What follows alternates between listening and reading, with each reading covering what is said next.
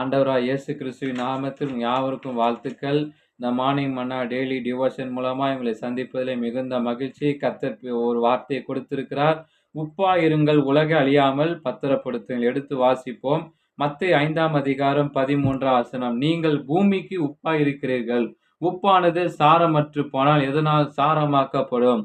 இந்த குளிர்கால பெட்டி என்று ஒன்று இல்லாத நாட்கள் இயேசு இந்த உவமையை கூறினார். அந்த நாட்கள் பாலஸ்தீனா தேசத்தில் வெப்ப காலத்தில் உணவுப் பொருட்களை, அதுவும் விசேஷமா இறைச்சியை கொடாமல் அழுகாமல் பதப்படுத்த அவற்றை உப்புக்கு நடுவுல வைப்பாங்க. உப்பு கலந்த நீரால் அமிழ்த்தி வைப்பார்கள். ஆகவே இயேசு உப்பை குறித்து இந்த உவமையில் ஒரு பொருளை கொடாமல் சிதையாமல் அழுகாமல் பதப்படுத்துவது உப்பு என்று முக்கியப்படுத்தினார். இந்த உலகு ஒழுங்கற்றா இருக்கிறது. அது மெதுவாக அழுகி கொண்டிருக்கிறது. தெய்வீகத்தை விட்டு சீர்கேட்டுக்கு நேராய் தொடர்ந்து செல்கிறது அவரது என்று இயேசு கூறினார். இதை வேத திட்டத்துக்கு ஒரு பெரிய நோக்கம் இருக்கிறது. செல்வந்தர்களோ, ஏன் ஏழைகளோ, கற்றவர்களோ, கல்லாதவர்களோ, ஏன் பணக்காரர்களோ எப்படி ஆகினாலும் தேவ ராஜ்யத்தில் குடிமக்களாய் இருப்பது நமக்கு எவ்வளவு பெரிய ஸ்லாக்கியம்.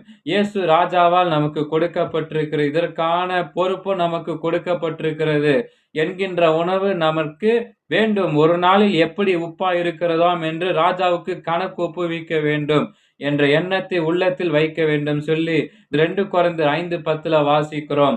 அன்பானவர்களே, நம்மை பக்தியுள்ள கிறிஸ்தவர்கள் என்று எண்ணி சமுதாயம் சீர்கெட்டு போகிறது, குற்றம் சாட்டும் நம்மில் ஏதேனும் குற்றம் இருக்கிறதா என்று நாம் சீர்தூக்கி பார்க்கிறோமா? உப்பில் இடாத பண்டம் கெட்டு போய்விட்டு என்று நாம் அங்கலாய்க்க கூடாது.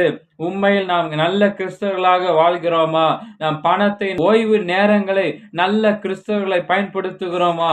யாருடன் கூறி விடாதபடிக்கு நம்ம வேலை ஸ்தலத்தில் சரியான நேரத்துல எல்லாரும் அன்புடன் நடத்தி சீர்கேடான பேச்சுக்களில் ஈடுபடாமல் ஒழுங்கா வேலை செய்து பணியிடத்திற்கு மனப்பான்மை மாறுகிறோமா? சற்று யோசித்து பாருங்கள். சாரமற்று போன உப்பு இன்றி சாரமுள்ள உப்பை போல் வாழ்வதற்கு நாம் கவனமா இருக்க வேண்டும் சொல்லி வாசிக்கிறோம். நாம் ஜெபிக்கலாம். தேவனே, பூமிக்கு உப்பாயிருக்கும் ஸ்லாக்கியத்தை நீர் எனக்கு தந்தீர் என்று மகிழ்ச்சி அடையும் நான் அந்த பொறுப்பிற்கான கணக்கை ஒரு நாளிலே உமக்கு ஒப்புவிக்க வேண்டும் என்பதை மறக்காதிருப்பேன். எனக்காக நீர் வைத்துள்ள நோக்கத்தை நான் நிறைவேற்றி உம்மை மகிமைப்படுத்த எனக்கு உதவும். இயேசுவின் நாமத்தில் ஆமென். Have a blessed day. God bless you. கர்த்தர் தாமே எங்களை ஆசீர்வதிப்பாராக. ஆமென்.